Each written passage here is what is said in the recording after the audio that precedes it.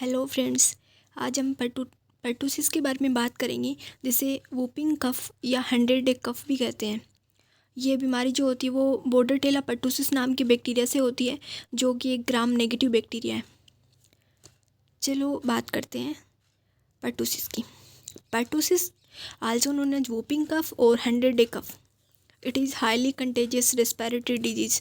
इसको 100 डे कफ इसलिए बोलते हैं क्योंकि ये बीमारी जो होती है वो काफ़ी मंथ तक चलती है। ये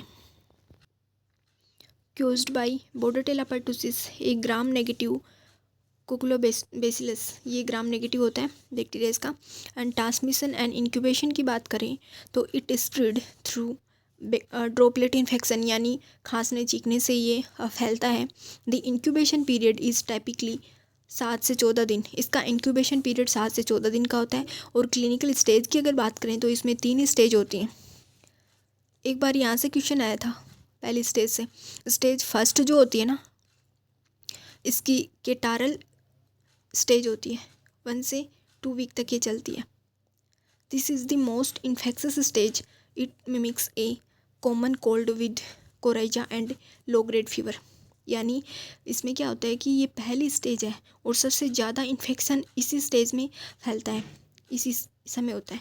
इसमें पेशेंट को सिर्फ जुकाम और हल्का बुखार महसूस होता है। एक ख़ास बात और इस डिजीज़ की ये है कि इंसान ही इसका ओनली इस डिजीज़ के जो बैक्टीरिया होता है उसका रिजर्वेयर होता है। ठीक है। इसकी स्टेज सेकंड है, पेरोक्जिमल स्टेज होती है, 2 से 6 वीक तक चलती है। This stage features violent coughing fits paroxysms followed by, ये पेरोक्जिमस का मतलब है उसमें खांसी होती है ना, वो लगातार खांसी आती है उसको, मतलब दौरे जैसे पड़ते हैं उसको खांसी के।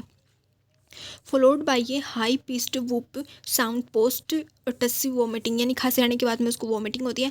ये इसका हॉलमार्क साइन होता है। यानी ये मुख्य स्टेज होती है इसकी। इसमें खांसी के दौरान खांसी के उसमें दौरे पड़ते हैं। जब पेशेंट सांस अंदर खींचता है ना तो उसको वूप की साउंड आती है। खांसी के बाद में पेशेंट को वॉमिटिंग होती है, यानी पोस्ट टस्सी वॉमिट इसको बोलते हैं। एंड इसका सबसे बड़ा साइन यही है। स्टेज थर्ड की बात करें तो कन्वल्जेंट स्टेज होती है, यानी ये वीक से मंथ तक चलती है। Recoveries begin, but the cough may return with other respiratory infection. इसमें रिकवरी होती है और लेकिन जो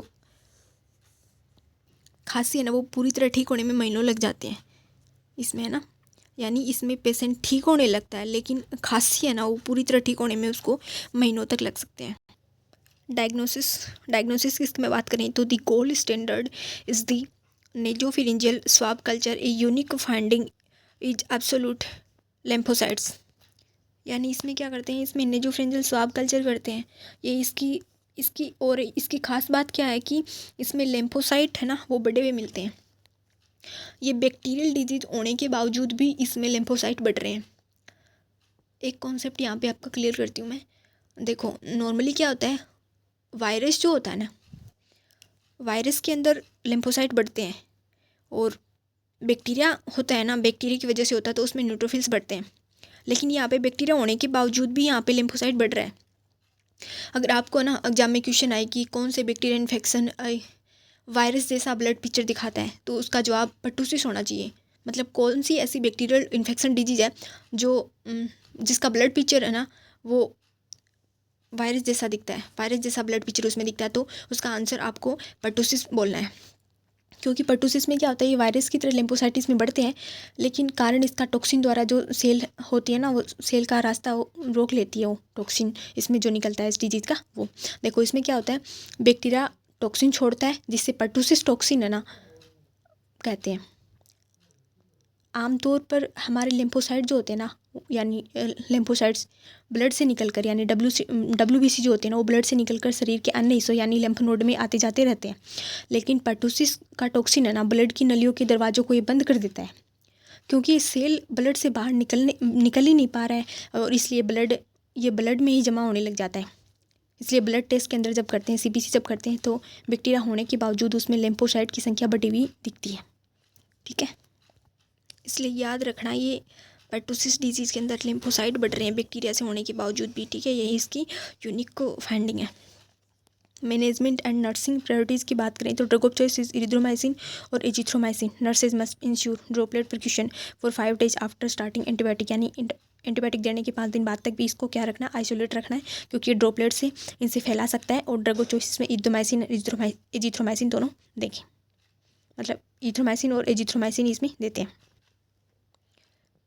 प्रिवेंशन एंड कॉन्ट्राइंडिकेशन की बात करें तो प्रिवेंशन इस बाई डीपीटी या डीटेप वैक्सीन से इसको प्रिवेंट करेंगे, प्रिवेंशन करेंगे इसका। And important if a child develop the encephalopathy after the first the pertussis component is contraindicated for future doses, यानी पहली डोज देने के बाद में अगर उसको इंसेफ्लोपैथी हो रहा है, यानी दिमाग की लेयर के अंदर उसको इन्फेक्शन हो गया, इन्फ्लामेशन हो गया, तो दूसरी डोज उसको फ्यूचर में नहीं देंगे। आशा करती हूँ आपको समझ आया होगा। Thanks for watching.